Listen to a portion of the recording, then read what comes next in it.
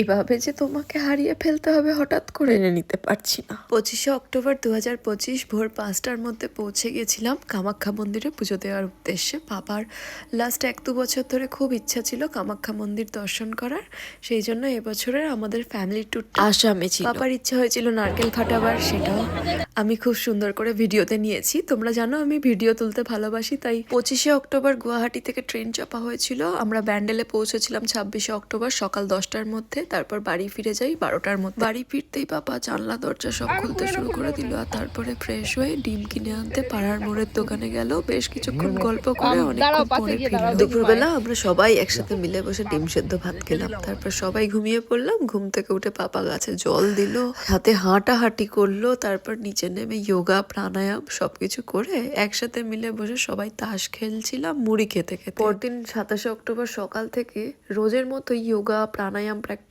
করা, ফুল তোলা। পাড়াতে আসা বাজারওয়ালার থেকে আমার প্রিয় কদবেল, হাঁসের ডিম আর কুমড়ো কিনে এনে আমায় দেখা। টাইমে ব্রেকফাস্ট, ফল খাওয়া, লাঞ্চ করা একসাথে। এমনকি সেভিংও করেছিল বিকেলে দোকান খুলতে যাবে বলে। তারপর দোকান খুলতে গিয়েছিল, ঘর থেকে হাসতে হাসতে বেরিয়ে গেছিল। কিছুক্ষণ পরে খবর আসলো পাপা পড়ে গেছে। সঙ্গে সঙ্গে আমরা বাড়ির লোকরা সবাই ছুটে যাই। আর সেদিন ছিল ছট পুজো। রাস্তা প্রচন্ড ভিড়ের মধ্যে অনেক কষ্ট করে হসপিটালে পৌঁছালেও তারপর পালস পাওয়া মুশকিল হয়ে গেছিল, আর তারপর কোনোভাবেই কিছু করা গেল না।